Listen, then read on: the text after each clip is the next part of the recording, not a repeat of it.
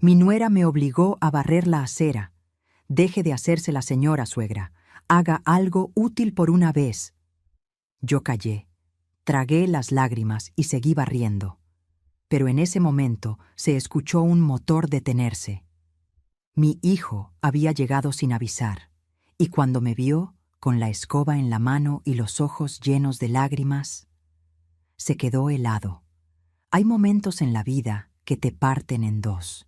Momentos donde el mundo se detiene y te das cuenta de que algo se rompió para siempre.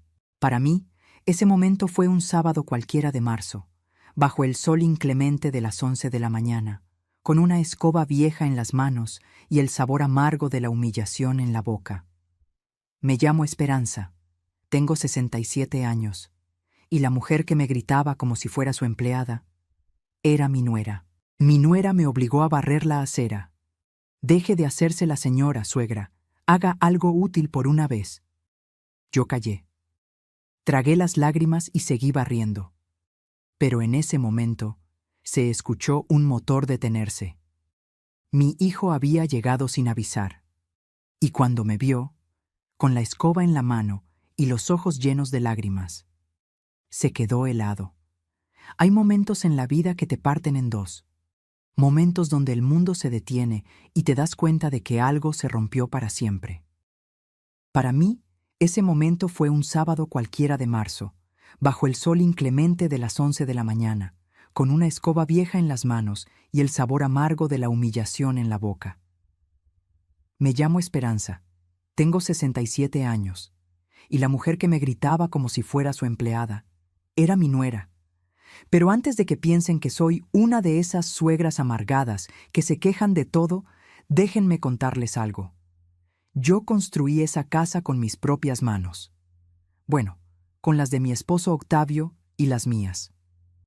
Ladrillo por ladrillo, centavo por centavo.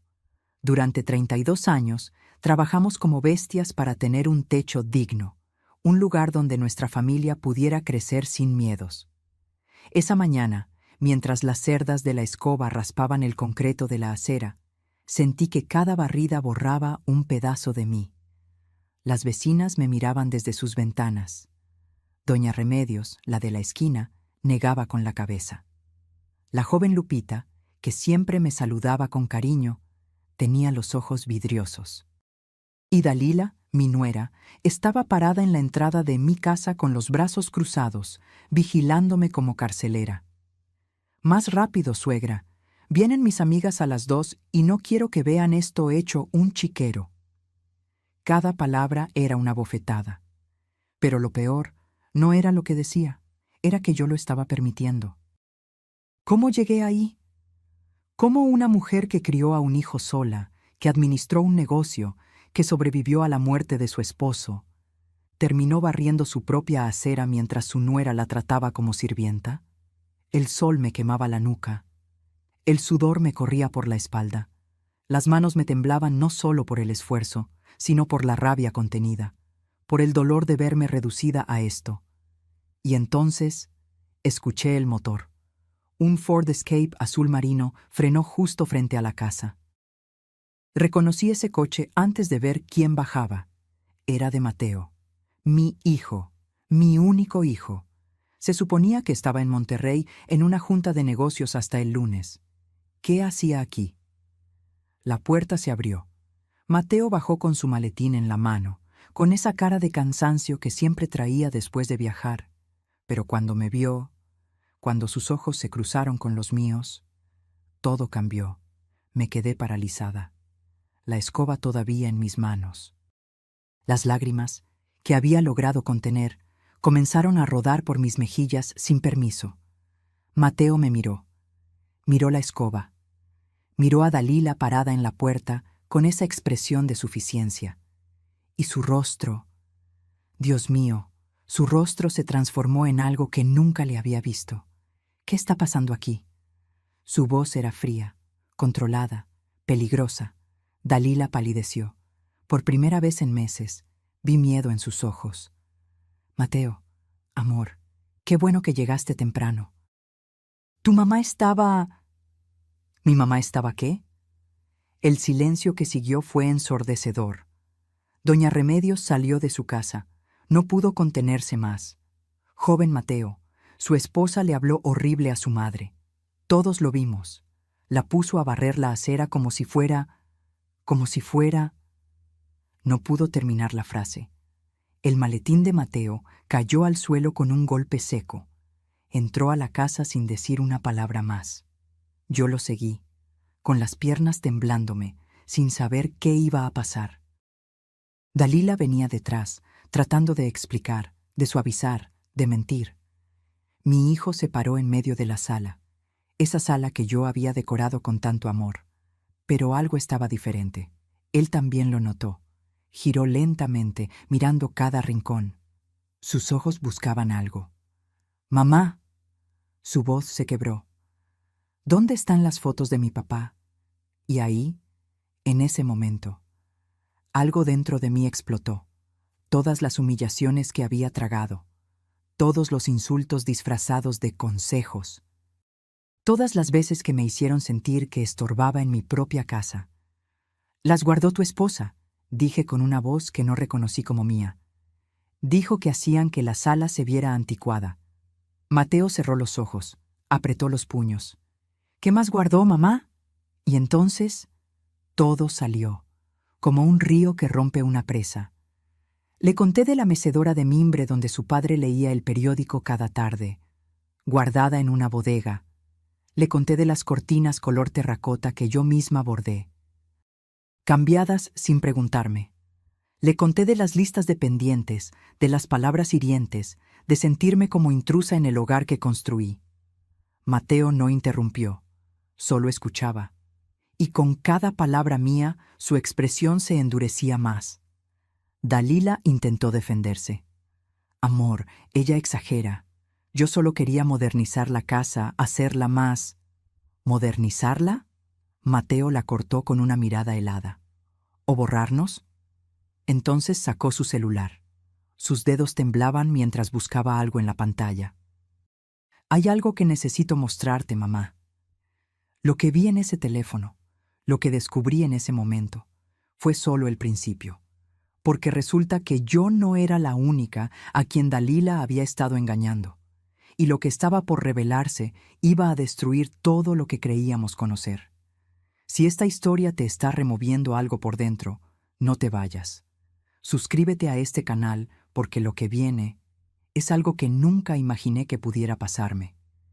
Y necesito que alguien lo escuche. ¿Qué creen que Mateo descubrió en ese celular? ¿Hasta dónde había llegado Dalila en su plan? Esperen a escuchar lo que viene.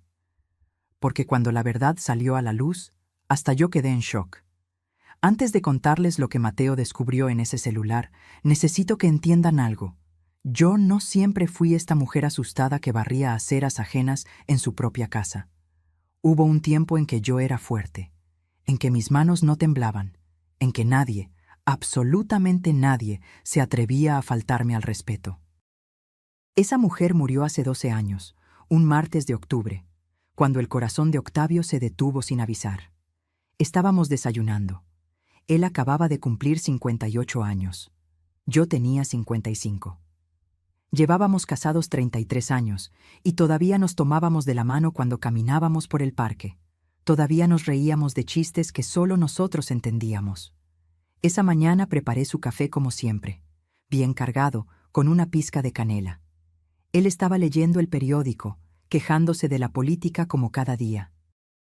De repente dejó caer el periódico. Me miró con una expresión extraña. Abrió la boca para decir algo, y se desplomó. Infarto fulminante, dijeron los doctores. No sufrió, me aseguraron, como si eso ayudara.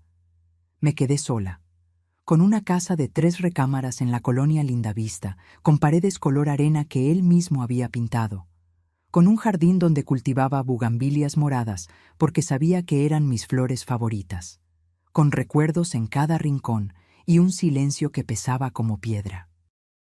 Pero también me quedé con algo más, con un terreno en las afueras de Toluca que compramos cuando Mateo tenía 10 años, pensando en construir una casa de campo algún día. Un terreno que ahora valía 3.2 millones de pesos. y con ahorros de 890,000 pesos que juntamos vendaval tras vendaval, crisis tras crisis. Octavio y yo nunca fuimos ricos. Él trabajaba en una ferretería y yo tenía una papelería pequeña frente a una secundaria. Vendía cuadernos, plumas, copias, nada glamoroso. Pero era honesto. Era nuestro. Cuando Octavio murió, muchos pensaron que yo me iba a derrumbar, que iba a vender todo y a vivir de la caridad de mi hijo. Pero no. Seguí con la papelería 5 años más. Me levantaba a las 6 de la mañana, abría a las 7, atendía a los estudiantes, a los maestros, a las señoras del barrio que iban a sacar copias de recetas médicas.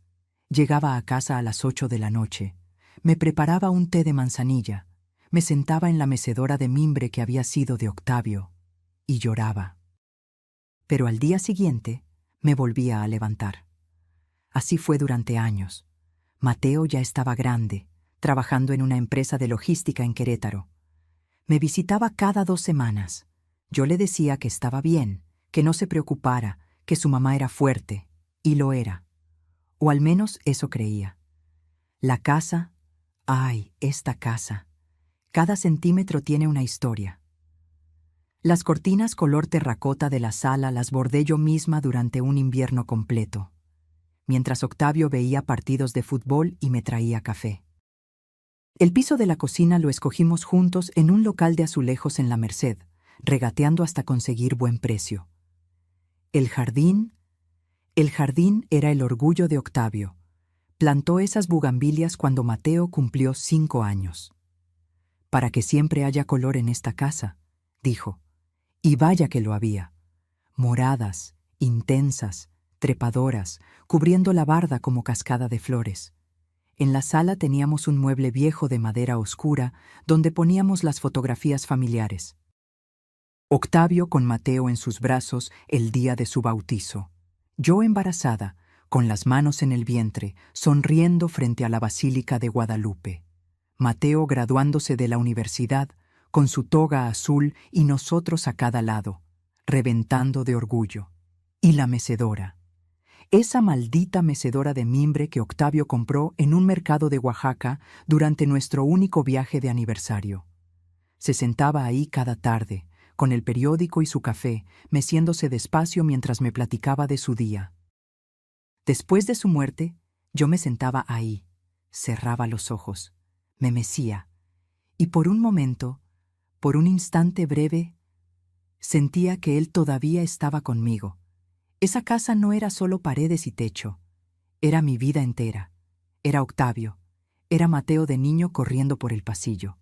Era cada sacrificio, cada madrugada, cada cuenta pagada con sudor.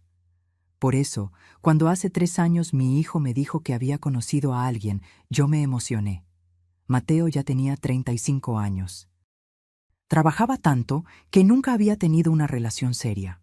Verlo enamorado, con esa luz en los ojos, me hizo feliz. Se llama Dalila, mamá. Trabaja vendiendo seguros. Es inteligente, independiente. Creo que es la indicada. La conocí un domingo. Llegó con un vestido azul cielo, tacones discretos, sonrisa perfecta. Cabello negro lacio hasta los hombros, maquillaje impecable, modales estudiados. Señora Esperanza, qué gusto conocerla. Mateo me ha hablado tanto de usted. Nos sentamos en la sala. Yo había preparado café y galletas de nuez. Dalila miró alrededor con esos ojos calculadores, tocó el respaldo del sofá, observó las cortinas, vio las fotografías. «¡Qué casa tan acogedora!», dijo. Pero había algo en su tono, algo que no pude descifrar entonces. Mateo estaba feliz. Yo quería estar feliz por él. Así que sonreí y serví más café. Durante el noviazgo, Dalila siempre fue amable, pero había comentarios, pequeños, sutiles. «Ay, suegrita, ¿todavía usa manteles bordados? Yo prefiero los minimalistas, son más modernos. Estas fotos están bonitas, pero tantas en una sala la hacen ver recargada, ¿no cree?» «Señora Esperanza, con todo respeto, esa mecedora ya está muy vieja. ¿No ha pensado en tirarla?» Yo tragaba cada comentario. No quería ser la suegra conflictiva, la que arruina la felicidad de su hijo. Se casaron en una ceremonia pequeña. Dalila insistió en que fuera en un jardín minimalista, sin flores llamativas. «Es más elegante», dijo. Yo guardé silencio, aunque me hubiera encantado ver bugambilias, como las de mi jardín. Los primeros 6 meses vivieron en un departamento rentado en Polanco. Parecía que todo iba bien, hasta que Dalila me llamó un día. «Suegrita, necesito hablar con usted. ¿Puedo visitarla?» Llegó sola. Se sentó en la sala. Me tomó las manos con una calidez que ahora sé que era completamente falsa. «Señora Esperanza, estoy preocupada por usted. Vivir sola a su edad es peligroso. ¿Qué pasa si se cae? ¿Si le da algo y nadie está para ayudarla?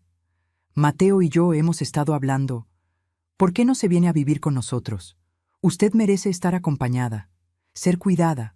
Nosotros la queremos mucho». Sus palabras sonaban hermosas, pero cuando las analizo ahora me doy cuenta, nunca dijo, «Venga a vivir a nuestra casa». Dijo, «con nosotros». Como si la casa ya fuera de ella. Cometí el error más grande de mi vida. Dije que sí. Pensé que estaba tomando la decisión correcta. Pensé que iba a estar cerca de mi hijo, que íbamos a ser una familia. No sabía que estaba entregando mi vida entera en las manos equivocadas. La mudanza fue rápida, demasiado rápida. Dalila organizó todo en menos de 2 semanas.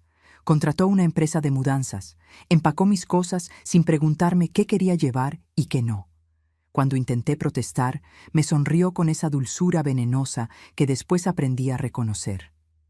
«Ay, suegrita, no se preocupe por nada, yo me encargo. Usted solo relájese». Relajarme, como si desarraigar una vida entera fuera algo que se hace sin sentir nada. El día que cerré la puerta de mi casa por última vez, me quedé parada en el umbral durante varios minutos. Miré hacia atrás. El jardín con las bugambilias moradas. La ventana de la sala donde tantas veces vi pasar la vida. El portón verde que Octavio pintó el último verano que pasamos juntos. «¿Estás segura de esto, mamá?», preguntó Mateo, cargando la última caja. Quise decirle que no. Quise gritarle que me sentía como si me arrancaran el alma. Pero vi la felicidad en sus ojos. Vi cómo Dalila lo abrazaba, cómo le susurraba algo al oído que lo hacía sonreír. «Sí, mijo, estoy segura». Mentira. La primera de muchas que me tragué. La casa de Mateo y Dalila era moderna. Paredes blancas, muebles minimalistas. Todo en tonos grises y beige. Fría, impersonal, como una foto de revista donde nadie vive realmente. «Bienvenida a su nuevo hogar, suegrita», dijo Dalila, abriendo los brazos en un gesto teatral. Me asignaron la recámara del fondo, la más pequeña, la que daba al patio de servicio, donde se escuchaba el ruido de las lavadoras de los vecinos y el ladrido constante de un perro que nunca dejaba de aullar. «Es la más tranquila», justificó Dalila. «Aquí no la va a molestar el ruido de la calle». Mis muebles no cabían. La cama de Octavio y mía, donde habíamos dormido más de 30 años, no combinaba con la estética de la casa. Se quedó en la bodega de un primo. La mecedora de mimbre terminó en el cuarto de cachivaches. Mis cortinas bordadas fueron reemplazadas por persianas verticales grises.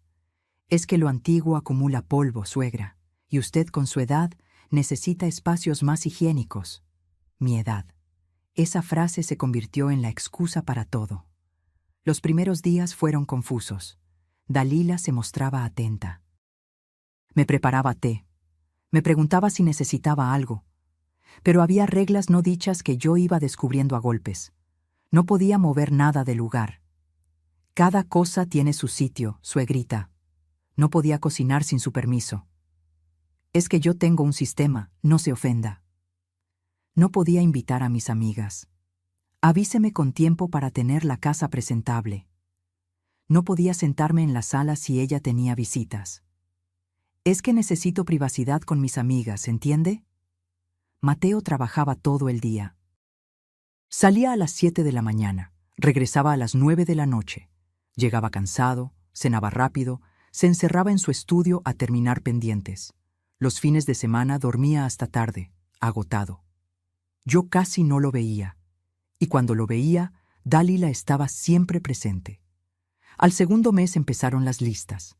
Las encontraba en la mesa del comedor cada mañana, escritas con esa letra perfecta de Dalila, en hojas con membrete de su trabajo. Buenos días, suegrita. Hoy hay que lavar la ropa de cama, planchar las camisas de Mateo, sacudir toda la sala, preparar la comida para las 2 p.m., regar las plantas del jardín, limpiar los baños. Al principio pensé que era una sugerencia, un recordatorio amable. Pero cuando no terminé todo porque me dolía la espalda, Dalila llegó del trabajo con una expresión que no había visto antes. «Suegra, ¿puedo hablar con usted?» Me senté, ya presintiendo lo que venía. «Mire, yo entiendo que está acostumbrada a su ritmo. Pero aquí las cosas funcionan diferente. Mateo y yo trabajamos todo el día. Ganamos el dinero que mantiene esta casa. Usted está aquí todo el día. ¿No le parece justo que colabore?» Colaborar. Qué palabra tan bonita para decir. Trabajar sin paga en una casa que ya no es tuya. Es que me dolía la espalda, Dalila. Tengo 67 años y... Ay, suegra, mi mamá tiene 70 y no para. Es cuestión de actitud. Esa comparación se volvió constante. Su mamá, que era más joven que yo, pero más activa. Su mamá que cocinaba mejor. Su mamá que no se quejaba. Empecé a cumplir las listas, no por gusto, sino porque el ambiente se volvía insoportable cuando no lo hacía. Dalila no gritaba. No era necesario. Su silencio era peor. Sus suspiros. Sus miradas de decepción cuando Mateo preguntaba por qué la casa estaba descuidada. Las amigas de Dalila visitaban la casa cada 15 días. Mujeres de su edad, elegantes, con bolsas de marca y risas escandalosas. Yo me refugiaba en mi cuarto cuando llegaban. Pero un día escuché mi nombre. ¿Y tu suegra? Ay, amiga, ni me hables. Es de las suegras de antes, ya sabes. Cree que todo debe ser como en su época. Risas. ¿Y qué haces con ella? Pues la tengo aquí. Le di techo, comida, pero eso de que se sienta dueña de todo... No. Bien hecho, amiga. Hay que poner límites desde el principio. Me quedé paralizada detrás de la puerta de mi cuarto. El corazón me latía tan fuerte que pensé que iban a escucharlo. ¿Ella me dio techo? ¿Ella? Esa noche no pude dormir. Me senté en la orilla de mi cama angosta, en ese cuarto que olía a humedad, y pensé en mi casa. En mi casa, la que seguía allá, con las bugambilias moradas y los recuerdos de Octavio. ¿Qué estaba haciendo ahí? Pero entonces pensé en Mateo, en no causarle problemas, en no ser la suegra conflictiva que arruina matrimonios. Así que me tragué el dolor, otra vez, y seguí barriendo, lavando, cocinando, desapareciendo, cada día un poco más. Ahora entiendo que uno no pierde su lugar de golpe, lo pierde de a poco, en cada comentario que dejas pasar, en cada humillación que tragas, en cada vez que priorizas la paz sobre tu dignidad. Y cuando quieres reaccionar, ya es demasiado tarde. Hay una diferencia entre ser huésped y ser prisionera. Yo tardé 6 meses en entenderlo. Todo comenzó con cosas pequeñas, tan pequeñas que parecían insignificantes, tan sutiles que cuando intentaba explicárselas a Mateo, yo misma sonaba exagerada. Un día llegué de la tienda y encontré que mi colcha favorita había desaparecido. Era una colcha tejida a mano que mi madre me regaló cuando me casé, color vino con flores amarillas bordadas. La había cuidado como tesoro durante 40 años. Dalila, ¿has visto mi colcha? Ay, suegra, esa cosa estaba deshilachada. La guardé en una bolsa para donar. Es que ya no se veía bien, ¿entiende? Hay que renovarse. Renovarse. Como si los recuerdos fueran basura que se desecha. Fui a buscarla. Revisé cada rincón de la casa. Nunca la encontré. Cuando le mencioné a Mateo lo de la colcha, él suspiró cansado. Mamá, si ya estaba vieja... Dalila tiene razón. Te compro una nueva, ¿sí? No entendía. No se trataba de lo vieja que estuviera, se trataba de lo que significaba, pero dejé de insistir. Ya estaba aprendiendo que mis sentimientos no pesaban lo mismo que la comodidad de Dalila. Las fotografías fueron lo siguiente. Un domingo desperté y la sala estaba diferente. El mueble de madera donde yo había colocado cuidadosamente los retratos familiares estaba vacío. En su lugar, Dalila había puesto 3 cuadros abstractos, manchas grises sobre fondo blanco. ¿Dónde están las fotos? Las guardé en una caja, suegrita. Es que hacían que la sala se viera muy cargada. Estas obras de arte son más modernas, ¿no cree? Le dan amplitud al espacio. Amplitud.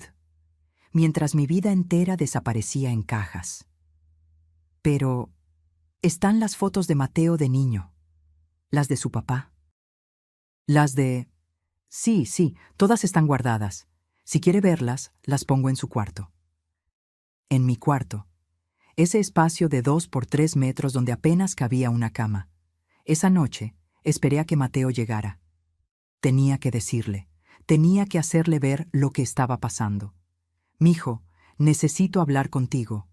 «Dime, mamá, pero rápido porque vengo muerto». Dalila quitó todas las fotografías de la sala.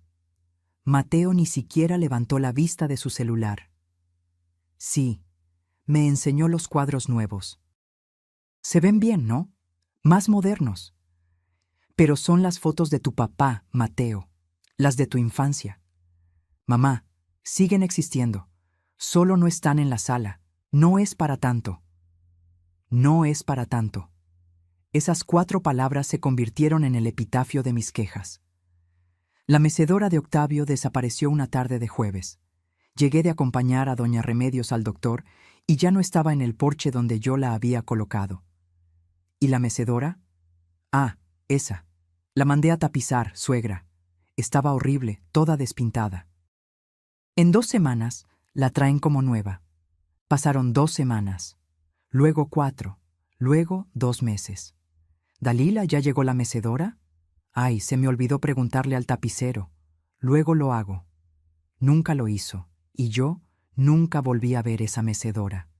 Años después, supe que la había vendido en un mercado de segunda mano por 800 pesos. La mecedora donde Octavio se sentaba cada tarde. La única pieza de él que me quedaba. 800 pesos. Pero en ese momento yo todavía no sabía hasta dónde era capaz de llegar. Los cambios se aceleraron.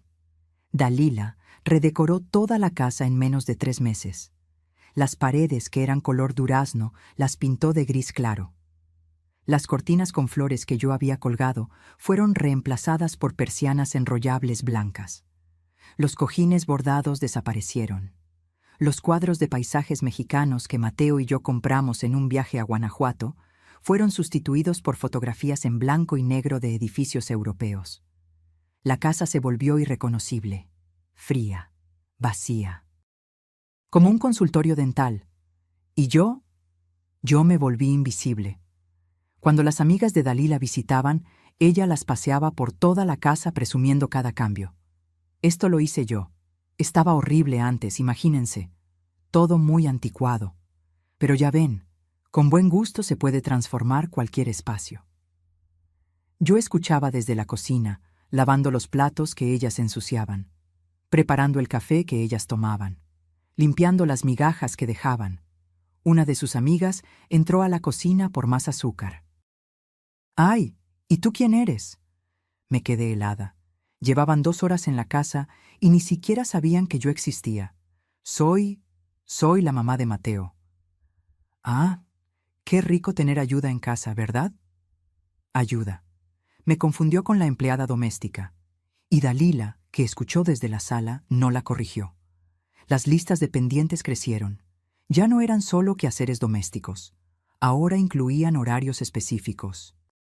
7:00 a.m. Preparar desayuno 8:00 a.m. Lavar ropa 10:00 a.m. Trapear toda la casa 12:00 p.m. Ir al súper, adjunto lista de compras 2:00 p.m. Comida lista 4:00 p.m. Planchar 6:00 p.m. Preparar cena 8:00 p.m. Lavar trastes, mi día entero programado, sin espacios para mí, sin tiempo para respirar. Cuando me atreví a decir que necesitaba un día para ir al doctor porque me dolían las rodillas, Dalila suspiró con dramatismo. «Ay, suegra, justamente ese día vienen a cenar unos clientes de Mateo. Necesito que la casa esté impecable y que prepare su famoso mole. ¿Puede ir al doctor otro día?» No era una pregunta. Era una orden disfrazada de petición. Cancelé la cita médica. Mateo cada vez llegaba más tarde. Cenábamos los tres en silencio. Él revisaba su teléfono. Dalila hablaba de su día, de sus ventas, de sus logros. Yo masticaba despacio, tratando de no hacer ruido, de no estorbar. «¿Verdad que la casa se ve increíble ahora, amor?», preguntaba Dalila. «Sí, está muy bien», respondía Mateo sin levantar la vista. «Tu mamá me ayudó mucho hoy. Cocinó delicioso». Ayudó, como si fuera un favor y no mi obligación diaria. Una noche, mientras lavaba los trastes, escuché a Dalila hablando por teléfono con su hermana Leticia. «No, no te preocupes. Tengo todo bajo control. La señora hace lo que yo le digo. Al principio batallé un poco. Ya sabes cómo son las viejas. Creen que todavía mandan. Pero ya entendió cómo son las cosas aquí». Me sequé las manos temblorosas. Salí de la cocina directo a mi cuarto. Me senté en la cama y miré alrededor. Ese espacio diminuto, sin mis cosas, sin mis recuerdos, sin nada que me recordara quién había sido. ¿Cómo había permitido que llegáramos hasta aquí? ¿En qué momento dejé de ser Esperanza, la dueña de su propia vida, para convertirme en la suegra, la que obedece en silencio? Me acosté esa noche con un peso en el pecho. No sabía que todavía faltaba lo peor. Que lo que había vivido hasta entonces era apenas el prólogo, porque Dalila no solo quería controlar mi día a día, quería borrarme por completo. Dicen que el abuso emocional es como el agua hirviendo. Sube de temperatura de a poco, grado por grado, hasta que cuando te das cuenta, ya te quemaste. El día que dejé de ser persona y me convertí en mueble fue un martes de noviembre. Dalila organizó una cena para sus compañeras de trabajo. 8 mujeres elegantes, perfumadas, con uñas impecables y risas ensayadas. Yo pasé todo el día cocinando. Tinga de pollo, arroz rojo, frijoles refritos, guacamole fresco, tortillas hechas a mano porque Dalila insistió en que las compradas saben a plástico. Me levanté a las 6 de la mañana. A las 7 de la noche, cuando las invitadas empezaron a llegar, yo seguía en la cocina. Las manos me olían a chile, la espalda me dolía, los pies hinchados dentro de mis zapatos viejos. «Suegra, cuando sirva, hágalo discretamente. Y por favor, póngase el delantal limpio, el que tiene está manchado». Serví la cena como fantasma. Entraba, dejaba los platos, salía. Las mujeres ni siquiera volteaban a verme. Hablaban de ventas, de comisiones, de viajes a Cancún que planeaban. Dalila brillaba. Era la anfitriona perfecta. Sonreía, bromeaba, llenaba copas de vino. «Dalila, tu casa está hermosa. Y esta comida, chef's kiss». «Gracias, chicas. Ya saben que me encanta cocinar». Oh, me quedé paralizada detrás de la puerta de la cocina. ¿Ella cocinó? Yo había pasado 11 horas en esa cocina. Mis manos estaban rojas de tanto lavar.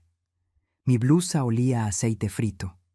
Y ella se llevaba el crédito como si nada. Cuando terminaron de cenar, una de sus amigas se levantó para ir al baño y pasó por la cocina. Me vio lavando la montaña de trastes sucios. «Oye, ¿a cuánto cobras por evento?».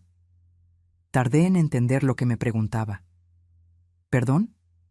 ¿Qué cuánto cobras?». «Estoy buscando a alguien para un baby shower. Cocinas bien rico». Yo soy la mamá de Mateo». Su expresión cambió. Incomodidad. Vergüenza ajena. «Ah, perdón. Es que pensé que…». No terminó la frase. Regresó rápido a la sala. Me quedé ahí, con las manos sumergidas en agua jabonosa, preguntándome en qué momento me había convertido en algo tan insignificante que la gente me confundía con el servicio doméstico. No había nada de malo en trabajar en una casa. Mi tía Rosario había sido empleada doméstica toda su vida y era la mujer más digna que conocí. El problema no era el trabajo, el problema era la invisibilidad, era no existir como persona, era que mi propia nuera permitiera que me confundieran y no dijera nada para corregirlo. A partir de esa noche, las cenas se volvieron frecuentes. Cada 15 días, Dalila organizaba reuniones. Yo cocinaba, servía, limpiaba. Ella recibía los halagos. Mateo nunca estaba en esas cenas. Siempre tenía juntas, viajes pendientes. Su ausencia se volvió tan normal que dejé de extrañarlo, o tal vez simplemente me acostumbré al abandono. Las listas de pendientes ya no eran suficientes para Dalila. Ahora venía con un cronómetro imaginario. «Suegra, ese baño debió quedar listo hace 20 minutos. ¿Qué pasó? Es que el azulejo estaba muy... No me interesa. Cuando algo toma más tiempo del necesario, es porque no se está haciendo bien. Aprenda a organizarse mejor». Organizarse. Como si mis 67 años y mis rodillas adoloridas fueran solo excusas de una floja. Dejé de comer con ellos, no porque Dalila me lo pidiera directamente, sino porque el ambiente era tan tenso que se me cerraba el estómago. Comía en la cocina, de pie, rápido, lo que sobraba de lo que preparaba para ellos. Adelgacé 8 kilos en 4 meses. «Mamá, te veo muy delgada», me dijo Mateo un domingo que me vio de más cerca. «Estoy bien, mijo». «¿Segura? ¿Estás comiendo bien?». Dalila interrumpió antes de que pudiera responder. «Ay, amor, tu mamá está perfecta. A nuestra edad es bueno cuidar el peso. ¿Verdad, suegra?». Asentí. Porque ya había aprendido que contradecir a Dalila frente a Mateo solo causaba más problemas. Los domingos eran los peores. Dalila invitaba a su familia, su mamá, doña Estela, su hermana Leticia, con sus 2 hijos adolescentes. Su papá, don Roberto, que nunca hablaba, pero miraba con desprecio todo lo que no fuera de su agrado. Yo preparaba comida para 9 personas. Ellos se sentaban en la sala, en el comedor, conversando, riendo. Yo servía, recogía, lavaba. «Ay, Dalila, qué bien que tu suegra te ayuda», decía doña Estela. «Ayuda». Esa palabra otra vez, como si fuera mi elección y no mi condena. Una tarde, mientras yo trapeaba el piso de la sala, escuché a Leticia preguntarle a Dalila en voz baja. «¿Y tu suegra no tiene dónde vivir? ¿Por eso está aquí?». «Tiene una casa, pero ya está viejita para vivir sola. Además, así me ayuda con los quehaceres. Es un win-win». Win-win, ganancia mutua, como si yo estuviera ganando algo más allá de humillaciones diarias. Mi única escapatoria era doña Remedios, mi vecina de toda la vida que ahora vivía a 3 cuadras. La visitaba los miércoles por la tarde, cuando Dalila salía temprano a hacer ejercicio. «Esperanza, cada vez te veo peor», me decía Remedios con esos ojos llenos de preocupación. «¿Qué te está haciendo esa mujer?». «Nada, Reme, solo estoy cansada». «Eso no es cansancio, eso es tristeza, te está consumiendo». Remedios tenía razón, pero admitirlo en voz alta significaba aceptar que había cometido el peor error de mi vida. Una noche, revisando unos papeles en mi cuarto, encontré el título de propiedad de mi casa. La casa que seguía siendo mía. La que había dejado cerrada, esperándome. Pasé los dedos por el documento. Por mi nombre escrito ahí. Esperanza Delgado, viuda de Mendoza. ¿Cuándo había dejado de ser esa mujer? ¿Cuándo había permitido que me redujeran a la suegra, la señora, la que ayuda? Guardé el documento. Pero esa noche soñé con mi jardín, con las bugambilias moradas, con la mecedora de Octavio, con las cortinas que yo misma bordé. Soñé con libertad. Y desperté en esa celda de 2 por 3 metros que ahora llamaban mi cuarto. Las cosas empeoraron cuando Dalila decidió que necesitaba remodelar el baño principal. Un gasto de 95,000 pesos. «Es una inversión en la casa», le explicó a Mateo. «Le da plusvalía». La casa. Como si fuera de ellos. Como si yo no existiera. Mateo aceptó sin dudar. Siempre aceptaba todo lo que Dalila proponía. Pero yo, en mi estupidez, cometí un error. Mateo, ¿no crees que es mucho dinero? Tal vez podríamos... Mamá, Dalila sabe de estas cosas. Ella trabaja, entiende de inversiones. La mirada que Dalila me lanzó fue de triunfo puro, mensaje recibido. Yo no opinaba, yo no decidía, yo no importaba. Pasaron las semanas, los meses. Yo envejecía más rápido de lo normal.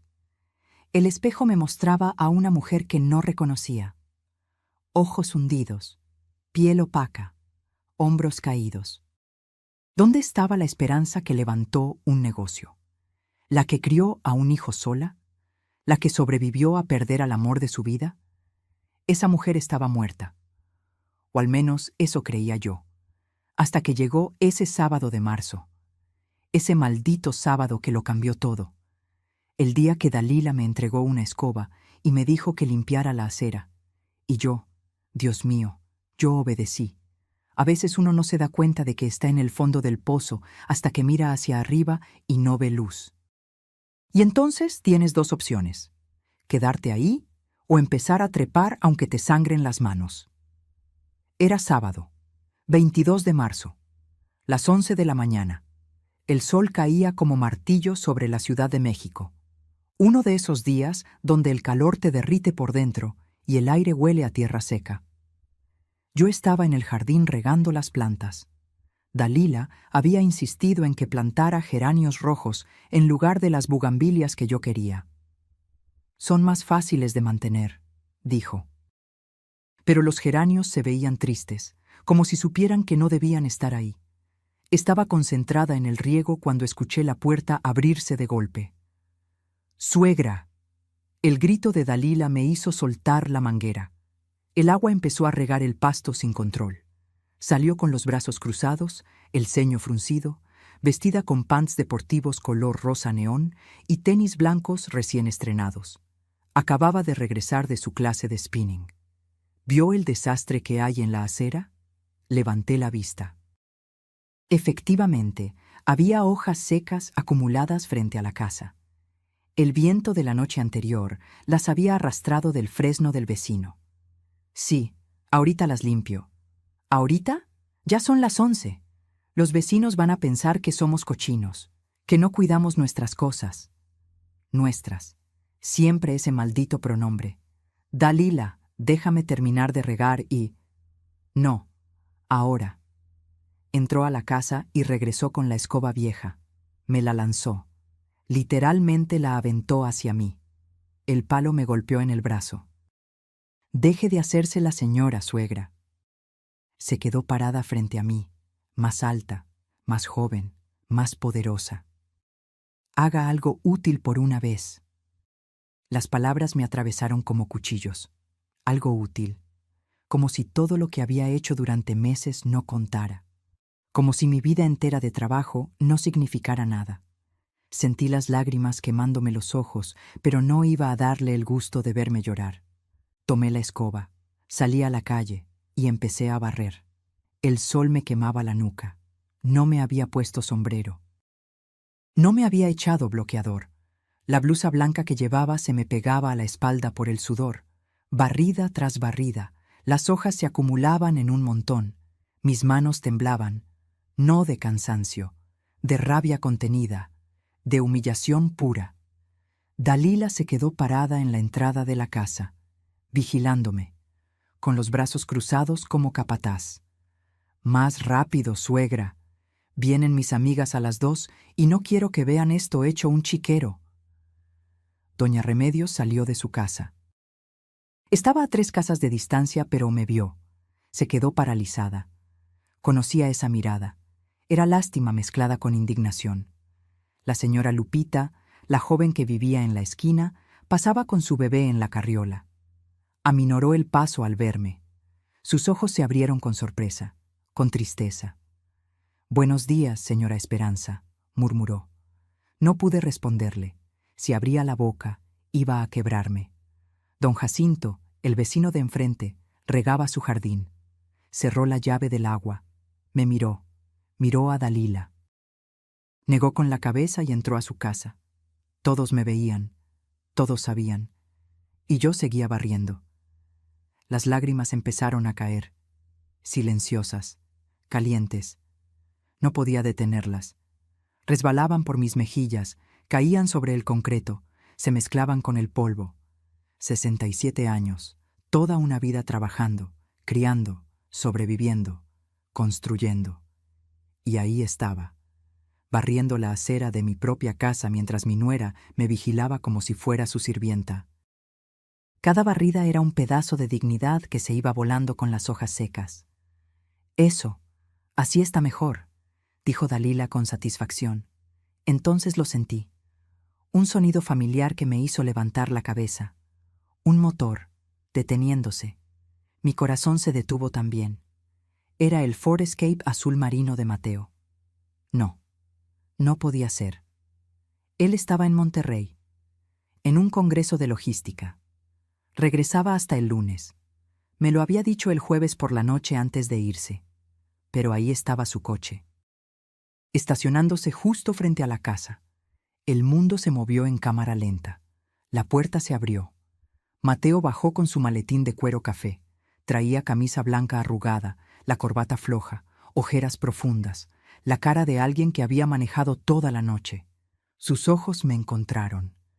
Y vi cómo algo se rompía en su expresión. Yo estaba ahí, su madre, con una escoba en las manos, lágrimas corriendo por la cara, el cabello suelto y despeinado, la ropa empapada de sudor. Barría la acera bajo el sol inclemente mientras su esposa me vigilaba desde la puerta. Mateo soltó el maletín. Cayó al pavimento con un golpe sordo. ¿Qué está pasando aquí? Su voz era diferente. No la reconocí. Era fría, peligrosa, controlada pero a punto de explotar. Dalila palideció. Por primera vez en meses vi miedo real en sus ojos. Mateo, amor, qué sorpresa. No sabía que... ¿Qué está pasando aquí? Repetía la pregunta despacio. Cada palabra era una piedra cayendo. ¿Tu mamá estaba ayudando con... ¿Ayudando? Doña Remedios no pudo más. Salió de su casa con esa valentía que solo dan los años. Joven Mateo, su esposa le habló horrible a su madre. Todos lo vimos. La puso a barrer como si fuera... Remedios no pudo terminar. Se le quebró la voz. Lupita también se acercó, todavía con el bebé en brazos. «Es verdad, señor Mateo», le gritó. Le aventó la escoba. «Lleva ahí más de media hora bajo este sol». Mateo me miró. Realmente me miró. Como si me viera por primera vez en meses. Vio las lágrimas. Vio mis manos temblorosas aferradas a la escoba. Vio la postura de Dalila, todavía en la puerta, con esa expresión de quien fue descubierta en pleno crimen. No dijo nada más. Recogió su maletín del suelo. Entró a la casa. Yo lo seguí.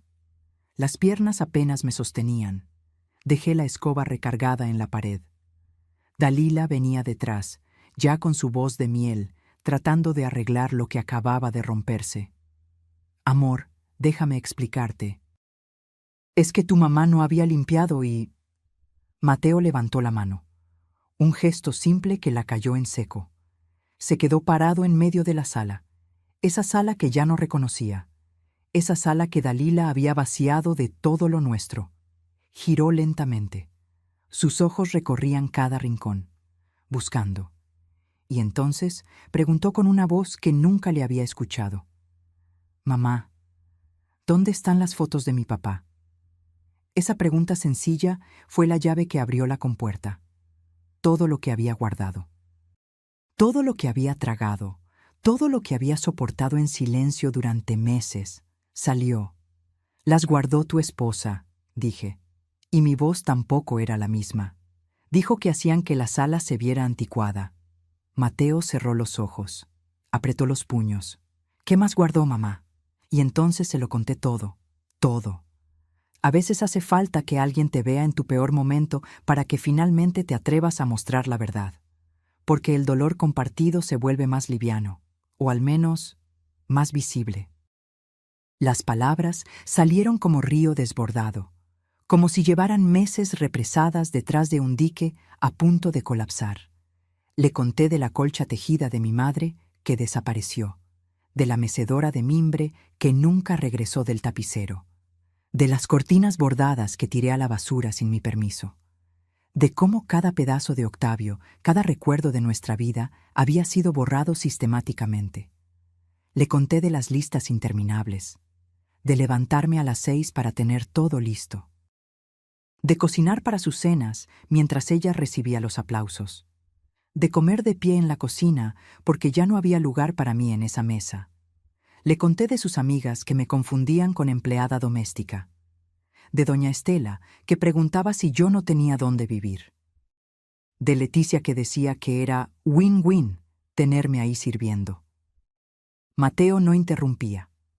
Estaba sentado en el sofá gris que yo no había escogido, las manos entrelazadas, los nudillos blancos de tanta presión, la mandíbula apretada. Dalila intentaba intervenir cada 2 frases. Eso no fue así, amor. Ella está exagerando. Yo nunca dije eso. Ella malinterpretó. Es que tu mamá es muy sensible, todo lo toma personal. Pero Mateo la ignoraba. Sus ojos estaban clavados en mí, y en ellos vi algo que me partió el alma: culpa.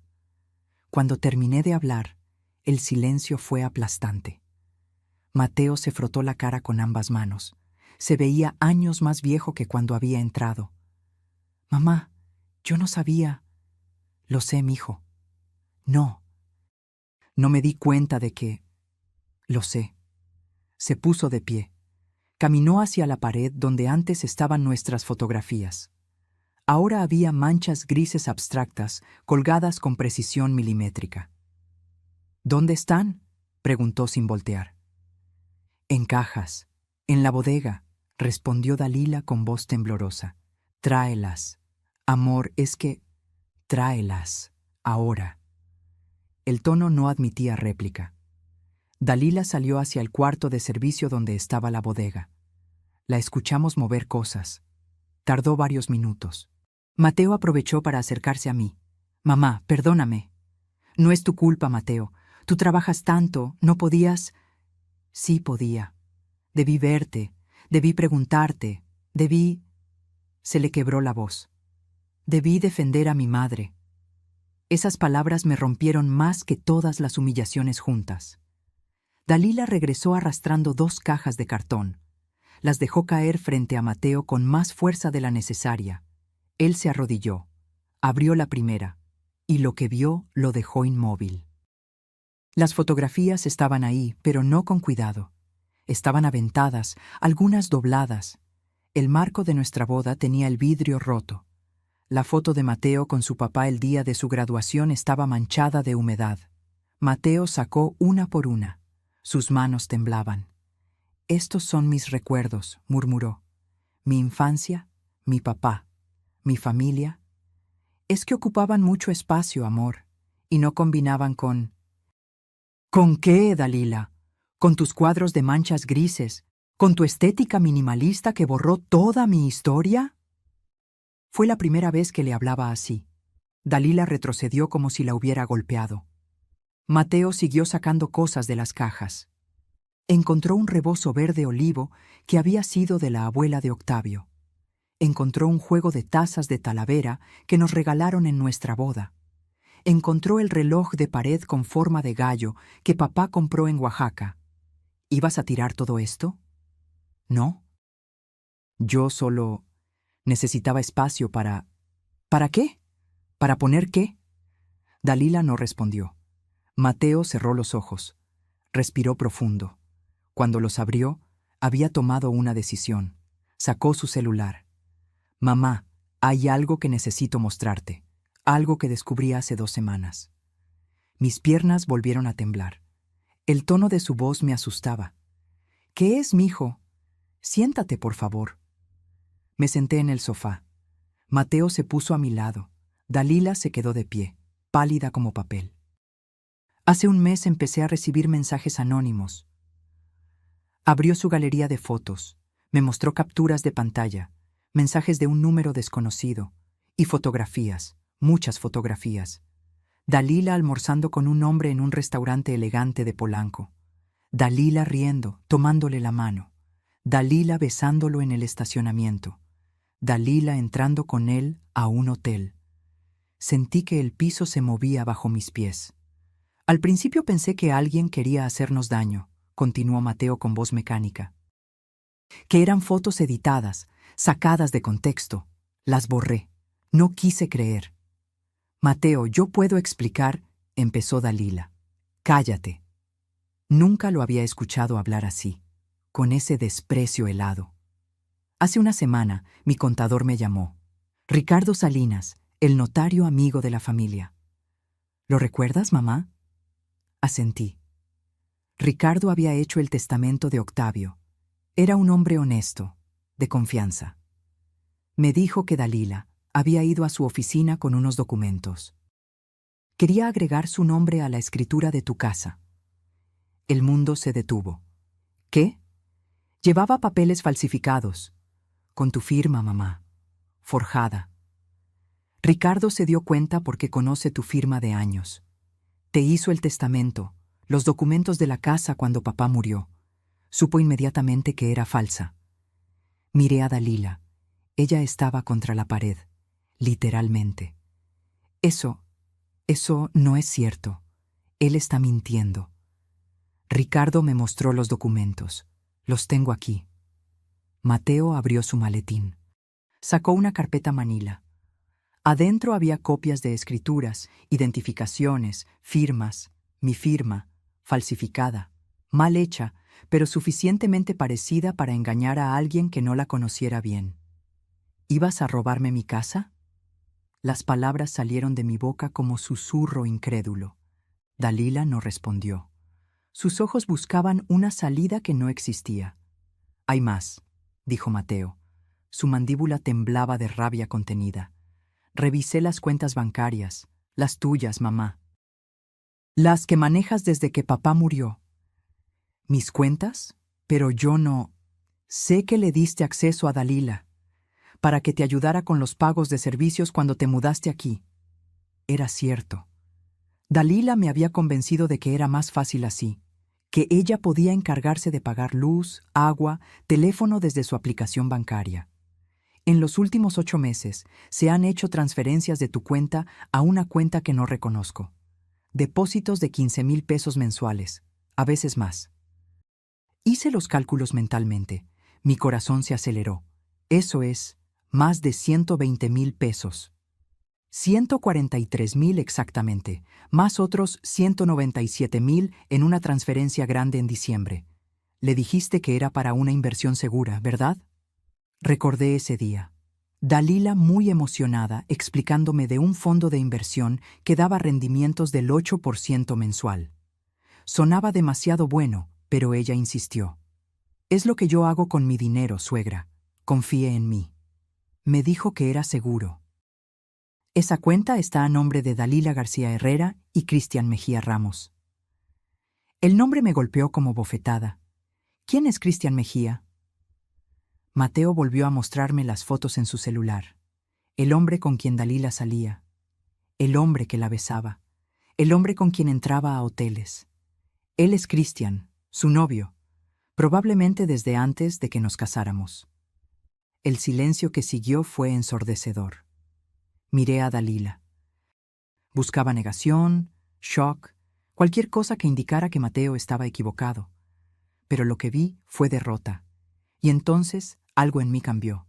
La tristeza se transformó en furia, pura, ardiente, justiciera.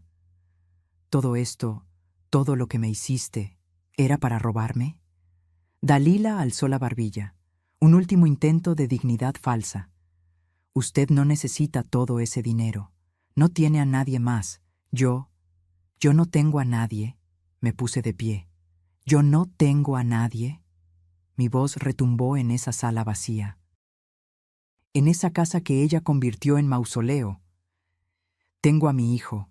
Tengo mi casa. Tengo mi dignidad. O al menos la tenía antes de que tú me la quitaras pedazo por pedazo. Mateo me puso una mano en el hombro. Mamá, tranquila, respira. Pero no podía tranquilizarme. Meses de rabia acumulada explotaban como volcán. ¿Sabes lo que duele más, Dalila? No es el dinero, no es la casa, es que usaste a mi hijo, lo manipulaste, lo cegaste, y casi destruyes lo único que me quedaba. Mateo se interpuso entre nosotras. Mamá, necesito que confíes en mí. ¿Puedes hacer eso? Lo miré a los ojos. Mi hijo, mi único hijo. Siempre he confiado en ti. Entonces déjame arreglar esto, pero a mi manera. ¿De acuerdo? Asentí aunque no entendía qué planeaba. Mateo se volvió hacia Dalila. Tienes una hora para empacar tus cosas personales, lo indispensable, el resto lo mando después, pero te vas hoy, ahora. ¿Qué? Mateo, esta es mi casa. No, esta nunca fue tu casa. Y desde este momento tampoco es tu matrimonio. Dicen que la verdad duele, pero ¿saben qué duele más? Los años que perdiste creyendo en mentiras. Dalila se quedó congelada, como si las palabras de Mateo no pudieran ser reales. No puedes echarme así. Soy tu esposa. Eres una mentirosa, una ladrona y probablemente una adúltera. ¿Qué parte de eso califica como esposa? Mateo sacó su celular otra vez, marcó un número, puso el altavoz. Contestaron al segundo timbrazo. Licenciado Mateo, buenas tardes. Era la voz de Ricardo Salinas, el notario. Ricardo, estoy aquí con mi madre y con Dalila. ¿Puedes confirmar lo que me dijiste el martes? Hubo una pausa. Escuchamos papeles moviéndose del otro lado. Por supuesto. El día 26 de febrero, la señora Dalila García se presentó en mi oficio con documentos para realizar un traspaso de propiedad. Quería agregar su nombre a la escritura del inmueble ubicado en calle Magnolias 347, propiedad de la señora Esperanza Delgado. La firma de la señora Esperanza en los documentos era evidentemente falsa.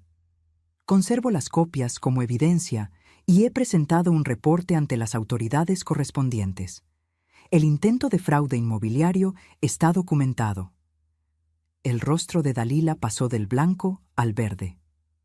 Eso es mentira. Yo nunca... Tengo video de las cámaras de seguridad de mi oficina, interrumpió Ricardo con voz firme.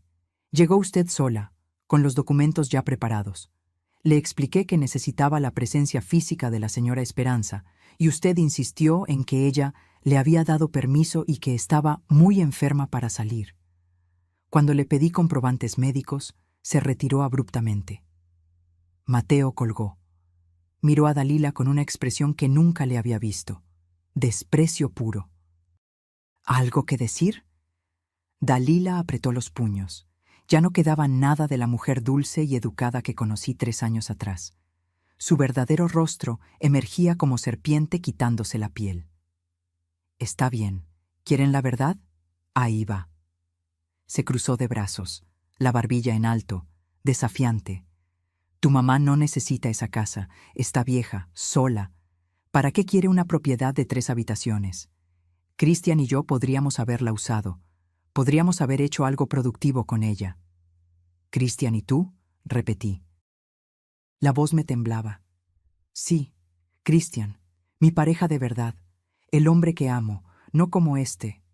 Señaló a Mateo con desprecio. Este workaholic aburrido que solo habla de logística y números. Mateo ni siquiera parpadeó, pero yo vi cómo sus manos se cerraban en puños. ¿Desde cuándo? Preguntó con voz controlada. ¿Importa? Desde antes de casarnos, si quieres saberlo. Cristian y yo llevamos 5 años juntos, pero él no tiene dinero. Tú sí. O bueno, tu familia sí. Me señaló con un gesto despectivo. Esa casa en Lindavista vale fácil 4,5 millones. El terreno en Toluca otros 3,2. Los ahorros, las inversiones. Estamos hablando de casi 8 millones de pesos. Todo para una vieja que ni siquiera tiene más hijos. ¿A quién se lo va a dejar? ¿Al gato? Cada palabra era una puñalada. Pero curiosamente, ya no me dolían, porque finalmente veía con claridad total quién era esta mujer. Entonces todo fue por dinero, dije. No era pregunta. Obviamente. ¿Por qué más me casaría con alguien como Mateo? ¿Por amor? Por favor. El amor no paga cuentas, no te compra el coche que quieres, no te lleva a Cancún 3 veces al año. Mateo seguía inmóvil, pero algo oscuro cruzaba su mirada. ¿Los 340,000 pesos que transferiste de la cuenta de mi mamá? ¿Dónde están? Dalila sonrió, una sonrisa cruel que me heló la sangre. En una cuenta conjunta con Cristian. Íbamos a usarlos para el enganche de un departamento en Playa del Carmen. Pero tu amiguito el notario metiche arruinó todo. ¿Y el dinero de la remodelación del baño? Los 95,000 pesos. También lo usamos. Bueno, 60,000. El resto sí se fue al baño. No soy tan mala, dijo con sarcasmo venenoso. Ya no reconocía a esta persona. ¿Cómo había vivido bajo el mismo techo con ella durante meses, sin ver lo que realmente era? Mateo respiró profundo. Sacó otro documento de su maletín. Firmaste un acuerdo prenupcial cuando nos casamos. ¿Lo recuerdas? Por primera vez vi miedo real en los ojos de Dalila. Eso no vale. Mi abogado dijo que... Tu abogado estaba equivocado. El acuerdo establece que en caso de infidelidad comprobada o fraude financiero, no tienes derecho a bienes gananciales. 0. Nada. No puedes comprobar infidelidad con unas fotos. ¿Fotos? Dalila, tengo videos, mensajes de WhatsApp que Ricardo Salinas recuperó de tu teléfono cuando lo dejaste en su oficina. Conversaciones completas con Cristian donde hablan del plan, donde te ríes de mi madre, donde planean vender las propiedades. Mateo deslizó su celular por la mesa hacia ella. En la pantalla, una conversación de WhatsApp. Dalila, 14 Feb, 10:23 p.m. Ya casi está, amor. La vieja ya firmó los papeles del banco. No lee nada de lo que firma, jajaja. Cristian, 14 Feb, 10:25 p.m. ¿Y el hijo? Dalila, 14 Feb, 10:26 p.m. Más fácil todavía. Llega tan cansado que ni pregunta. Además, cree que soy una santa. Cristian, 14 Feb, 10:28 p.m. ¿Cuánto falta? Dalila, 14 Feb, 10:30 p.m. 2 meses máximo. Cuando tengamos la casa a mi nombre, lo dejo. Vendemos todo, nos largamos a playa. Con 8 millones podemos vivir como reyes. Sentí náuseas, literalmente. Tuve que sentarme antes de caer. Esto es... No encontraba palabras. Esto es intento de fraude, robo por confianza, falsificación de documentos y adulterio, dijo Mateo con voz mecánica. Y todo está documentado, grabado, con fechas, horas y testigos. Dalila intentó tomar el teléfono, pero Mateo lo retiró. Ni lo intentes, ya está todo respaldado, copias en la nube, con mi abogado, con Ricardo, con la policía. ¿La policía? Presenté una denuncia formal el jueves, por eso regresé antes de Monterrey. No fui a ningún congreso, fui a la Fiscalía General, a presentar pruebas, a solicitar órdenes de restricción, a asegurarme de que no puedas acercarte a mi madre nunca más. El silencio que siguió fue absoluto. Dalila entendió finalmente que había perdido. Todo. Tienes una hora, repitió Mateo. Empaca tu ropa, tus cosas personales, nada de muebles, nada de electrónicos, nada que no sea tuyo, y te largas. ¿Y a dónde voy a ir? No es mi problema. Llama a Cristian, llama a tu mamá, llama a quien quieras, pero te vas. Dalila me miró entonces, y en sus ojos vi algo que me sorprendió. Súplica. Señora Esperanza, por favor, dígale que no haga esto. Yo cometí errores, pero... ¿Errores? La palabra salió de mi boca como veneno. ¿Llamar errores a meses de humillación? ¿A robar mi dinero? ¿A intentar quedarte con mi casa? ¿A usar a mi hijo como escalón? Me puse de pie. Caminé hacia ella. Nunca me había sentido tan alta. Te di mi confianza. Te abrí mi vida. Dejé mi casa por ustedes. Y tú me convertiste en tu sirvienta. Me borraste. Me robaste. Me despojaste de todo excepto de mi dignidad. Me detuve a centímetros de su cara. Y esa, mija, esa nunca pudiste quitármela, porque no sabías dónde buscarla. Dalila retrocedió como si la hubiera abofeteado. Mateo consultó su reloj. 57 minutos. Dalila entendió que no había más que decir. Subió las escaleras hacia la recámara principal. La escuchamos aventar cosas, abrir cajones, llorar, pero ya no me importaba. Me senté junto a mi hijo, tomé su mano, la misma mano que sostuve cuando aprendió a caminar, cuando lo llevé a su primer día de escuela. Cuando su padre murió y lloramos juntos toda la noche. Gracias, mijo. No me agradezcas, mamá. Esto es lo que debía hacer desde el principio. ¿Cómo supiste? Las fotos me las mandó doña Remedios. Me quedé helada. ¿Remedios? Me escribió hace un mes. Me dijo que me buscara en Facebook porque tenía que hablar conmigo. Me contó todo. Cómo te trataba Dalila, cómo te veía cada vez peor. Incluso me mandó fotos de ti limpiando, cocinando, sirviendo. Yo no le creí al principio. Pensé que exageraba, pero después empecé a investigar y encontré todo lo demás. Doña Remedios, mi vecina, mi amiga, la que nunca me abandonó. Ella contrató a un investigador privado con su propio dinero, continuó Mateo. Siguió a Dalila durante 3 semanas. Consiguió las fotos con Cristian. Documentó cada salida, cada mentira. Me lo entregó todo en un sobre Manila el martes pasado. Las lágrimas rodaban por mis mejillas, pero ahora eran distintas. Eran de alivio, de gratitud. Yo también tengo algo que contarte, mamá. El tono de Mateo cambió, se puso serio. ¿Qué es, mijo? Tu casa, la de Lindavista, nunca la cerré realmente. ¿Qué quieres decir? Contraté a alguien para que la cuidara, para que regara las plantas, para que mantuviera todo como estaba. He pagado los servicios. Todo. Mi corazón dio un vuelco. ¿Por qué? Porque siempre supe que ibas a regresar. A veces la justicia no llega cuando la esperas, llega cuando menos lo imaginas. En la forma que menos anticipas, de las manos que nunca pensaste. 45 minutos después, Dalila bajó las escaleras arrastrando 2 maletas grandes. Tenía los ojos rojos, el maquillaje corrido, el cabello despeinado. Ya no quedaba nada de la mujer perfecta y controlada que había sido mi verdugo durante meses. Mateo estaba de pie junto a la puerta, con los brazos cruzados. Yo permanecía sentada en el sofá, observando, testigo silenciosa del final de esta pesadilla. «Listo». «Ya me voy», dijo Dalila con voz quebrada. «Espera». Mateo levantó una mano. «Antes de que te vayas, hay algo más». Sacó una carpeta nueva de su maletín. La abrió sobre la mesa de centro. «Estos son los documentos de divorcio. Ya están preparados, firmados por mí. Solo falta tu firma». Dalila palideció aún más. «¿Ya? ¿Tan rápido?»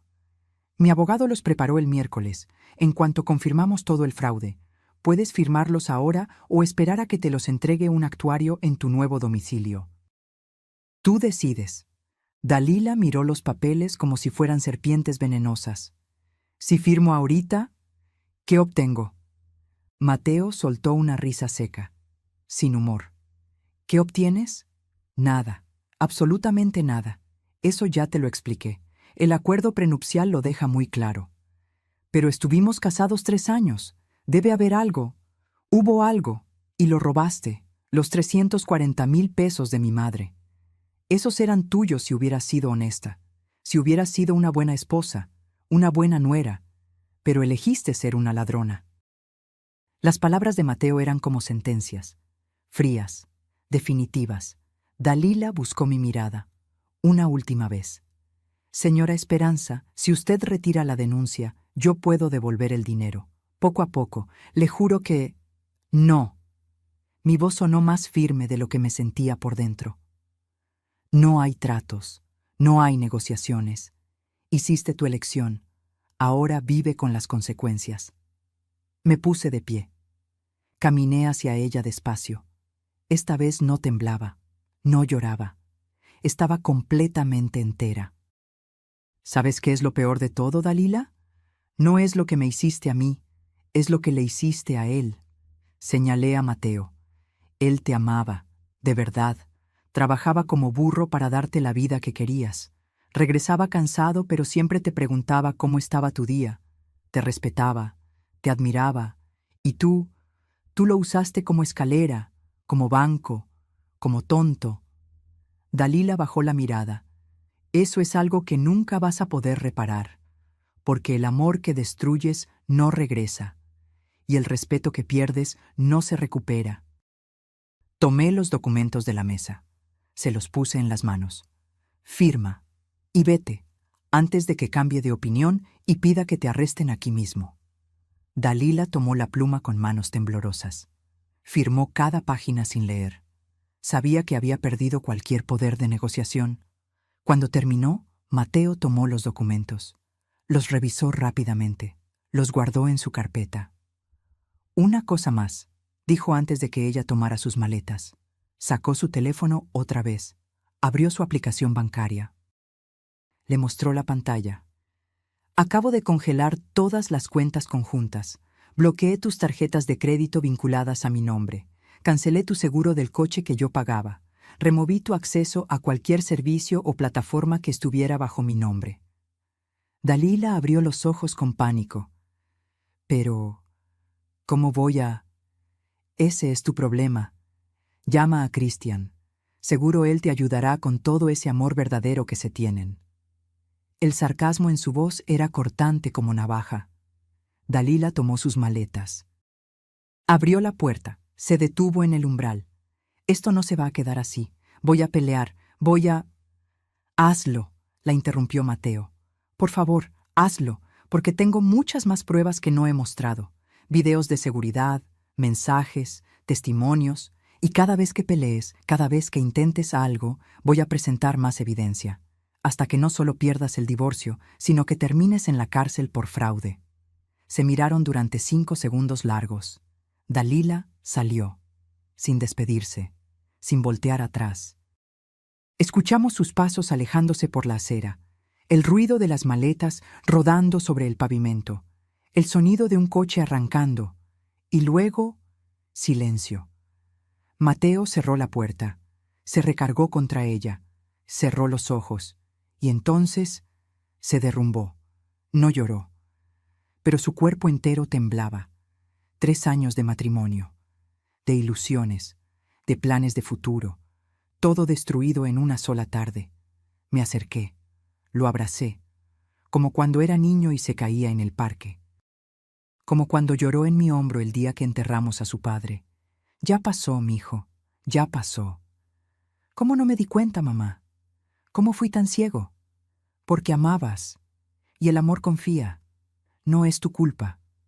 Nos quedamos así durante minutos, madre e hijo, sobrevivientes de la misma tormenta. Cuando finalmente se separó, sus ojos estaban rojos, pero su expresión era diferente, determinada. Mamá, necesito que hablemos. Dime. Tu casa en Lindavista está lista. Puedes regresar cuando quieras. Hoy mismo si lo deseas. Pero... Hizo una pausa. Pero antes, necesito que hagamos algo. Algo que debía ser desde el principio. ¿Qué es? Protegerte. De verdad. Legalmente. Que nunca nadie pueda volver a hacerte lo que Dalila te hizo. Sacó más documentos de su maletín. Este hombre había venido preparado para la guerra. Vamos a blindar tus propiedades. Vamos a crear un fideicomiso. Vamos a hacer que tu dinero esté protegido.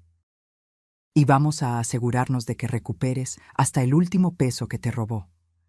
Miré los papeles. Las letras se veían borrosas por las lágrimas que volvían a acumularse en mis ojos. ¿Y cómo vamos a recuperar ese dinero? Mateo sonrió. Fue la primera sonrisa real que le veía en meses. Eso, mamá, es donde la historia se pone interesante. Se sentó a mi lado. Abrió su laptop. Porque resulta que Christian Mejía Ramos no es un hombre cualquiera. Y lo que descubrí sobre él Va a hacer que Dalila desee nunca haberlo conocido. La justicia no siempre es rápida, pero cuando llega preparada, cuando llega con pruebas, cuando llega con la verdad, es implacable. Mateo giró la laptop hacia mí. En la pantalla había una fotografía de Cristian Mejía, 38 años, según decía el documento. Cabello negro peinado hacia atrás, sonrisa de vendedor, traje azul marino. Cristian Mejía Ramos, comenzó Mateo, vendedor de autos de lujo. O al menos eso dice en su perfil de Facebook. ¿Y qué tiene de especial? Que es mentira, todo es mentira. Mateo abrió otra pestaña, un documento oficial de la Procuraduría. Cristian tiene antecedentes. Fraude en 2019. Estafa a 3 mujeres mayores en Guadalajara. Les prometió inversiones en bienes raíces. Les sacó entre 200,000 y 500,000 pesos a cada una. Desapareció con el dinero. Sentí un escalofrío recorrerme la espalda. Cumplió 2 años de cárcel. Salió en 2022. Y desde entonces ha estado trabajando el mismo esquema pero más sofisticado. ¿Más sofisticado cómo? Ahora no trabaja solo. Usa mujeres como carnada. Mujeres atractivas que se casan o se relacionan con hombres que tienen madres mayores con propiedades. La mujer gana la confianza de la familia, identifica los bienes y juntos ejecutan el fraude. El horror de lo que estaba escuchando me dejó sin palabras. Dalila no es la primera, mamá. Es la cuarta. ¿La cuarta?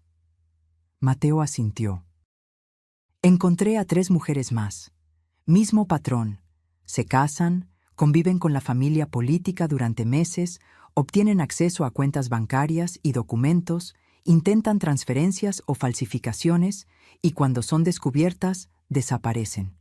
Cristian siempre se queda en las sombras. ¿Las otras presentaron denuncias? Una sí. Las otras 2 tenían vergüenza. No querían que sus familias supieran que habían sido estafadas. Eso es lo que Cristian cuenta. El miedo, la vergüenza, el silencio. Mateo cerró la laptop. Pero nosotros no vamos a quedarnos callados. ¿Qué piensas hacer? Ya lo hice. Contacté a las otras víctimas. Les compartí toda la evidencia que tengo. Ellas aceptaron testificar. Con 4 casos documentados, la Fiscalía ya tiene suficiente para una investigación seria. Me recargué en el respaldo del sofá. Mi mente apenas procesaba todo. Pero hay más, continuó Mateo. La cuenta donde Dalila depositó tu dinero. La rastreamos. ¿Y? Tiene 890,000 pesos. Me incorporé de golpe. ¿Qué? ¿Pero ella solo me robó 340,000? Exacto. El resto es de las otras víctimas. Cristian y Dalila estaban juntando para su gran escape. El departamento en Playa del Carmen, la vida de lujo, todo financiado con dinero robado. ¿Podemos recuperarlo? Ya lo estamos haciendo. Mi abogado presentó un recurso de aseguramiento de bienes. Un juez congeló la cuenta el viernes. Ni Dalila ni Cristian pueden tocar ese dinero. Por primera vez en meses, sentí algo parecido a esperanza. ¿Y ahora? Ahora esperamos. El proceso legal tarda, pero con toda la evidencia que tenemos, es seguro. Vas a recuperar tu dinero, con intereses, cada peso. Mateo tomó mis manos. Pero eso no es todo. Hay algo más que quiero hacer. Abrió otra carpeta, esta vez con documentos diferentes. Quiero que vayamos con un notario, mañana mismo, que blindemos legalmente tus propiedades, que nadie, nunca, pueda volver a intentar quitártelas. ¿Y cómo se hace eso? Fideicomiso irrevocable. Tu casa y tu terreno quedan protegidos. Solo tú puedes disponer de ellos. Nadie más, ni siquiera yo. Lo miré a los ojos. ¿Ni siquiera tú? Ni siquiera yo, mamá. Porque lo que aprendí en todo esto es que la confianza no basta. Necesitas protección legal, real, sólida. Las lágrimas volvieron a rodar por mis mejillas, pero ahora eran diferentes. Eran de alivio, de gratitud, de amor. También quiero que regreses a tu casa, dijo Mateo. A teu casa, ¿Dónde están tus recuerdos? ¿Dónde está papá? ¿Dónde está tu vida? ¿Y tú? Yo voy a quedarme aquí por ahora. Necesito vender esta casa, cerrar este capítulo, pero te visitaré cada fin de semana, como antes, como debe ser. ¿No quieres que me quede contigo? Mateo negó con la cabeza. No, mamá. Tú mereces tu espacio, tu libertad, tu paz. Durante meses te quité todo eso sin darme cuenta. Es hora de que lo recuperes. Me abrazó fuerte, como no lo hacía desde que era niño. Perdóname por no verte, por no escucharte, por no protegerte. Ya basta, mijo, ya pasó. No, no pasó, y voy a pasarme el resto de mi vida compensándolo. Nos quedamos así, madre e hijo, sobrevivientes. Afuera el sol comenzaba a ponerse. La luz dorada entraba por las ventanas de esa casa que nunca fue mía, que nunca quise que fuera mía. Y por primera vez en meses respiré profundo, porque sabía que mañana iba a despertar en mi cama, en mi casa, rodeada de mis recuerdos. Porque la pesadilla había terminado, o al menos eso creía. Porque lo que descubriría en los siguientes días me enseñaría que la justicia no solo se trata de recuperar lo que te quitaron, se trata de asegurarte de que nunca puedan volver a hacerlo. Cuando tocas fondo, solo hay dos caminos, quedarte ahí o empezar a subir, y yo ya había pasado demasiado tiempo en la oscuridad. Parte 11. El día del juicio familiar. El lunes por la mañana, Mateo y yo fuimos al notario. Ricardo Salinas nos recibió en su oficina con un abrazo fuerte. Era un hombre de 60 años, de traje gris impecable y mirada honesta. Había sido amigo de Octavio durante más de 20 años. Esperanza, cuánto me alegra verte bien, me dijo con genuina calidez. Gracias a ti, Ricardo. Mateo me contó todo. Solo hice lo correcto. Esa mujer intentó cometer un delito frente a mis ojos. No podía quedarme callado. Nos sentamos en su oficina. Ricardo desplegó varios documentos sobre el escritorio de caoba. Estos son los papeles para el fideicomiso. Una vez firmados, tus propiedades quedan completamente protegidas. Nadie podrá vender, traspasar o hipotecar sin tu autorización personal y física, ni siquiera con un poder notarial. ¿Y si algo me pasa?, pregunté. El fideicomiso designa a Mateo como beneficiario único en caso de tu fallecimiento. Pero mientras vivas, solo tú decides. Firmé cada documento. Con cada firma sentía cómo recuperaba pedazos de mí misma, de mi autonomía, de mi poder. Ahora, sobre el dinero robado, continuó Ricardo. La cuenta está congelada, pero necesitamos actuar rápido porque Dalila y Cristian van a intentar moverlo. ¿Cómo lo sabes?, preguntó Mateo. Porque ya lo intentaron. El sábado por la noche, Cristian intentó hacer una transferencia internacional a una cuenta en Panamá. El banco la bloqueó automáticamente por la orden judicial. Eso los puso nerviosos. ¿Y eso es bueno para nosotros? Es excelente, porque demuestra intención de ocultar bienes. Eso agrava los cargos. Ricardo sacó otro sobre. Este era más grueso. Además, tengo algo más. Las otras 3 víctimas aceptaron unirse a una demanda colectiva. Con los 4 casos juntos, estamos hablando de un fraude por más de 1.300.000 pesos. La cifra me dejó sin aliento. ¿Cristian le hizo eso a otras familias? A 3 más que encontramos. Probablemente hay más que no se han atrevido a denunciar. Mateo apretó los puños. Ese hombre merece la cárcel. Y va a tenerla. La fiscalía ya emitió una orden de aprehensión. Es cuestión de días. Salimos de la notaría con una sensación extraña. Era alivio mezclado con algo más. Con poder. Con control recuperado. ¿Qué sigue, mijo?, pregunté mientras caminábamos al estacionamiento. Ahora vamos a tu casa. ¿A mi casa? Sí, es hora de que regreses. El camino a Lindavista fue silencioso. Yo miraba por la ventana, viendo pasar las calles familiares. El parque donde Mateo jugaba de niño. La panadería donde Octavio compraba pan dulce cada domingo. la papelería que había sido mía. Cuando doblamos en la calle Magnolias, mi corazón comenzó a latir más rápido, y entonces la vi. Mi casa, las paredes color arena, el portón verde y las bugambilias. Dios mío, las bugambilias moradas estaban más hermosas que nunca. Habían crecido, cubriendo casi toda la barda frontal en una cascada de flores. Contraté a don Jacinto para que las cuidara, explicó Mateo. Las regaba cada tercer día. Les ponía fertilizante. Bajé del coche con las piernas temblorosas. Caminé hacia el portón. Mateo me entregó las llaves. Mis llaves, las que había dejado hacía meses. Abrí la puerta despacio. El olor me golpeó primero. A casa, a hogar, a recuerdos. Entramos. Todo estaba exactamente como lo había dejado. Los muebles en su lugar, las cortinas color terracota colgadas, las fotografías en la pared. Y ahí, en el porche junto al jardín, estaba la mecedora de mimbre. ¿Cómo? No pude terminar la pregunta. La encontré, dijo Mateo. Dalila la vendió en un mercado de segunda mano. Le pagué 3,000 pesos al hombre que la compró. Le dije que era de mi papá. Entendió. Caminé hacia la mecedora. Pasé los dedos por el mimbre tejido. Me senté y me mecí, como Octavio lo hacía cada tarde. Las lágrimas rodaban por mis mejillas, pero no las detuve. «Bienvenida a casa, mamá», susurró Mateo. Pasamos el resto del día limpiando polvo, abriendo ventanas, dejando que el aire fresco entrara.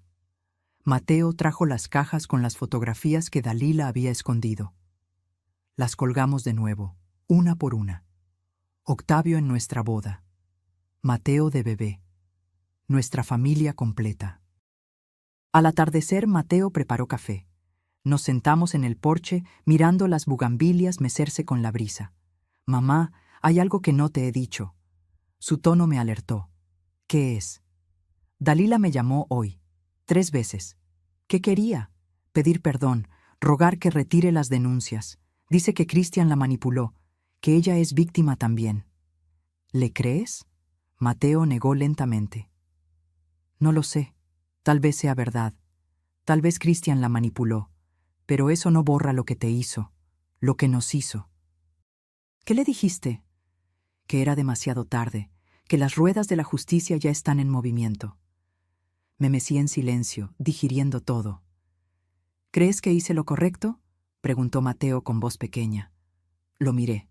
Mi hijo, mi único hijo. El hombre bueno que había criado. Sí, porque no se trata de venganza, se trata de justicia, de que ella entienda que las acciones tienen consecuencias. Mateo asintió. «Mañana tenemos una reunión en la fiscalía. Van a presentar los cargos formales». «¿Vendrás? ¿Quieres que vaya? Necesito que vayas, necesito que veas cómo termina esto». «Entonces iré». Esa noche dormí en mi cama, en mi casa, rodeada de mis cosas, y por primera vez en meses descansé. La justicia no siempre llega en la forma que esperas, pero cuando llega con verdad, con pruebas y con testigos, es inevitable. La Fiscalía General de Justicia de la Ciudad de México era un edificio gris e imponente. Mateo y yo llegamos a las 9 de la mañana del martes. En la sala de espera ya estaban las otras 3 víctimas. Una mujer de unos 70 años, delgada, con el cabello blanco recogido en un chongo. Se llamaba Teresa. Otra de 65, robusta, con lentes gruesos. Su nombre era Blanca. Y la tercera, Araceli, de 72 años, con bastón y mirada firme. Nos reconocimos inmediatamente, no por habernos visto antes, sino porque compartíamos la misma herida. «¿Usted también?», preguntó Teresa cuando me senté a su lado. «¿También?». «A mí me robaron 280,000 pesos», dijo Blanca con voz temblorosa. «Los ahorros de toda mi vida, para la universidad de mi nieta». «A mí 420,000», agregó Teresa. «Era para mi operación de cadera. Ahora no puedo caminar bien». Araceli golpeó el suelo con su bastón. «A mí 260,000. El seguro de vida de mi esposo, lo único que me dejó cuando murió. Cada historia era un puñal. Cada cifra representaba sueños destruidos, necesidades ignoradas, confianza traicionada. ¿Y a usted?, me preguntó Araceli.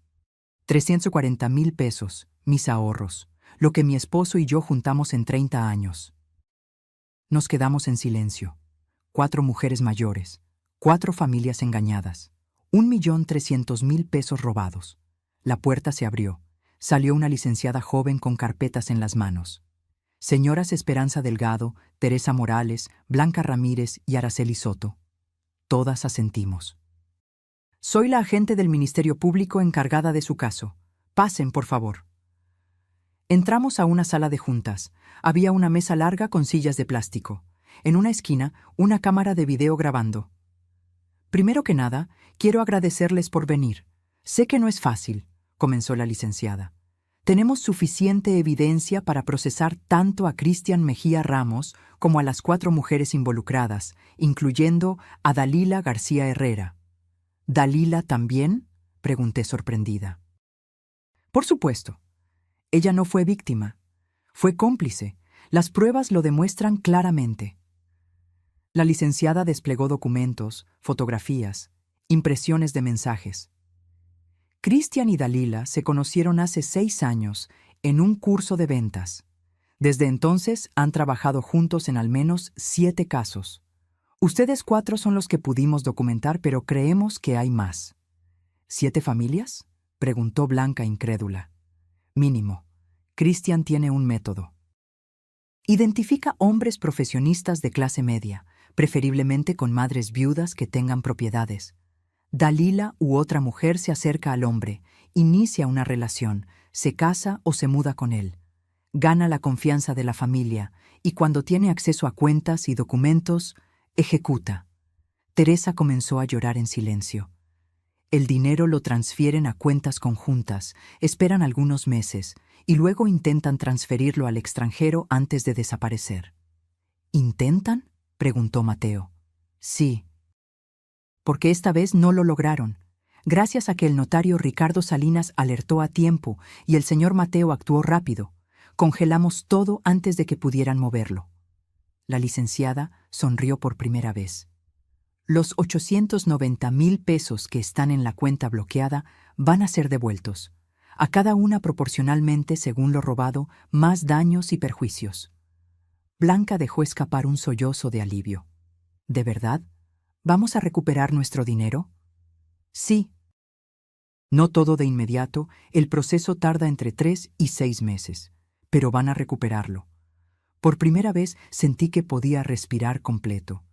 ¿Y ellos, Cristian y Dalila?, preguntó Araceli. Cristian ya tiene orden de aprehensión. Lo buscamos activamente.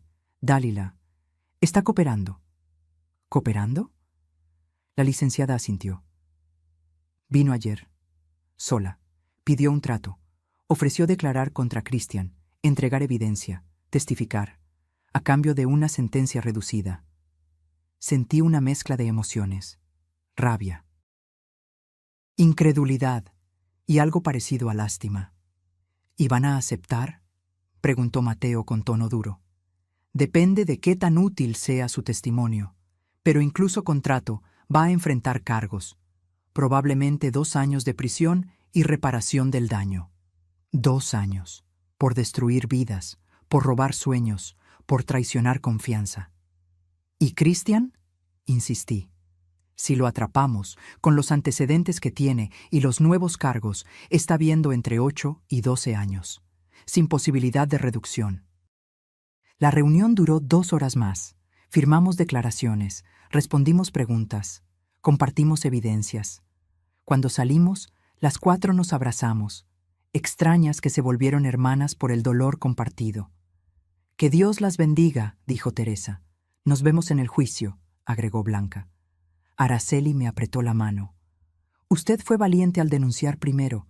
Gracias a eso nosotras también nos atrevimos. Esas palabras me rompieron y me sanaron al mismo tiempo. En el estacionamiento, Mateo me abrazó fuerte. Terminó, mamá. Ya terminó. ¿De verdad terminó? Sí, ahora solo queda vivir. Manejamos de regreso a Lindavista. El sol brillaba diferente. El aire olía más limpio. Cuando llegamos a la casa, había una camioneta estacionada afuera. De ella bajó doña Remedios con una cacerola humeante. «Esperanza, te traje mole, para celebrar que regresaste a casa». Detrás de ella venía Lupita con su bebé, y don Jacinto con una bolsa del mercado. «Los vecinos juntamos despensa, para que no te preocupes por nada estos días», dijo don Jacinto con timidez. Me quedé sin palabras, mi comunidad, mis vecinos, mi gente. Esa tarde comimos juntos en el jardín, bajo las bugambilias moradas, con el olor del mole llenando el aire, con risas y abrazos y la calidez de saberse acompañada. Y entendí algo fundamental: la riqueza no está en lo que tienes, está en quién te sostiene cuando caes. Kibi Endo. A veces la justicia llega de formas inesperadas, no solo de los juzgados, también de los vecinos que nunca te abandonaron. 6 meses después. Estoy sentada en la mecedora de mimbre, en el porche de mi casa. Son las 6 de la tarde y el sol pinta el cielo de naranja y rosa. Las bugambilias moradas están en su mejor momento, floreciendo como nunca. Tengo una taza de café en las manos. Café de olla con canela, como me enseñó mi madre a prepararlo. Y por primera vez en años, me siento en paz. Cristian Mejía fue arrestado 3 semanas después de aquella reunión en la fiscalía. Intentó huir a Guatemala, pero lo detuvieron en la frontera. Ahora está en el reclusorio Oriente cumpliendo una sentencia de 10 años. Sin posibilidad de libertad anticipada. Dalila cumplió su parte del trato, testificó, entregó evidencia, confesó todo.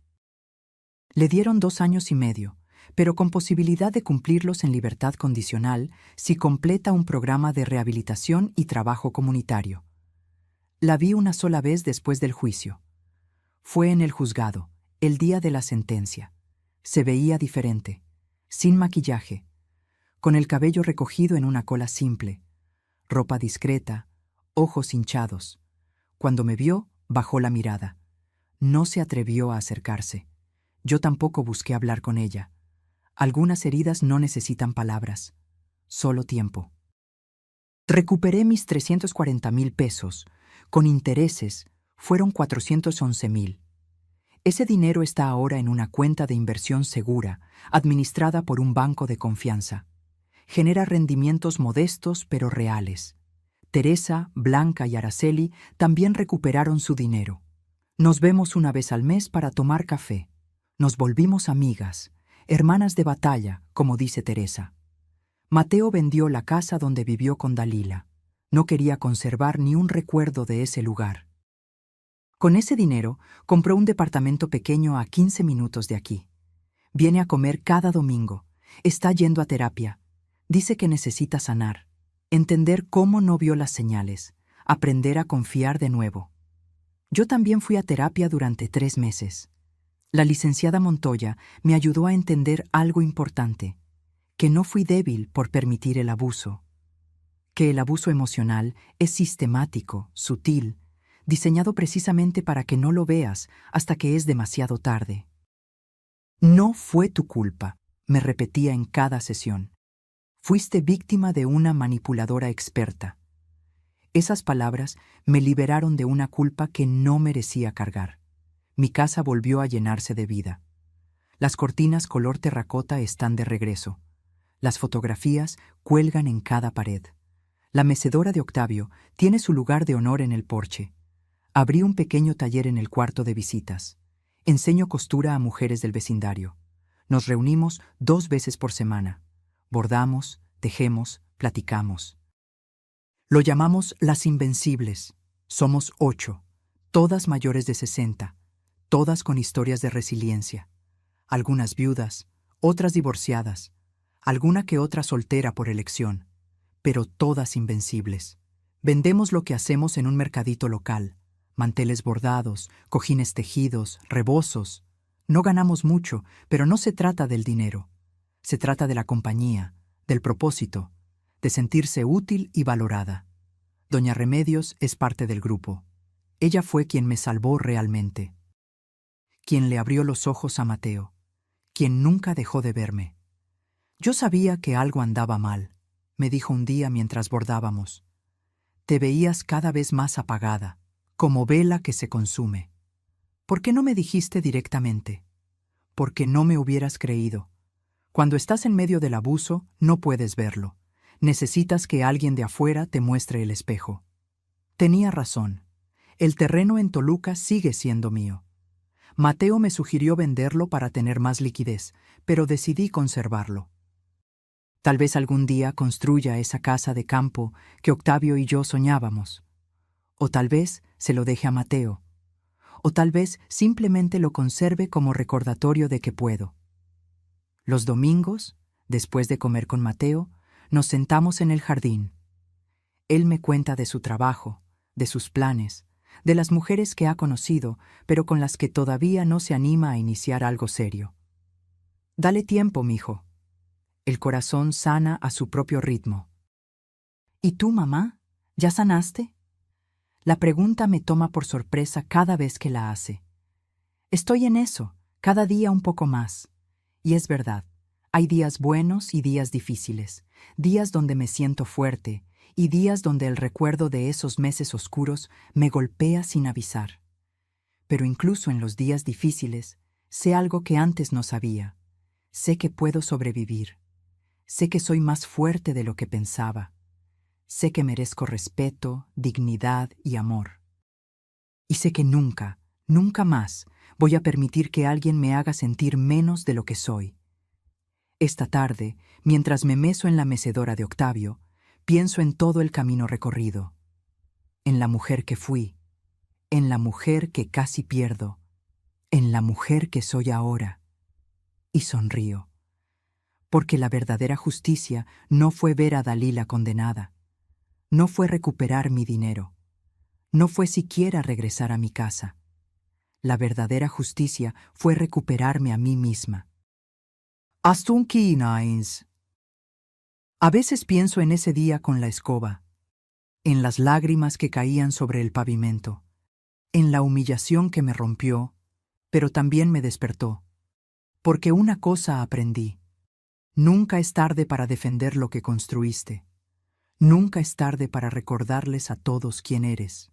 Y nunca, nunca es tarde para barrer, pero solo la basura que no te pertenece.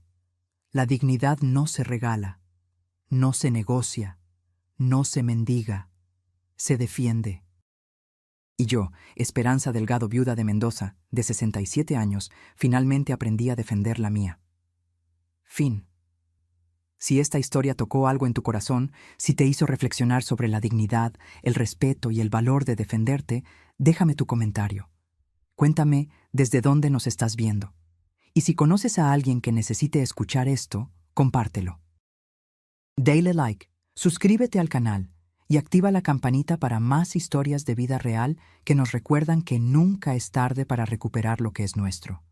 Porque la verdadera riqueza no está en lo que posees, está en lo que no permites que te quiten.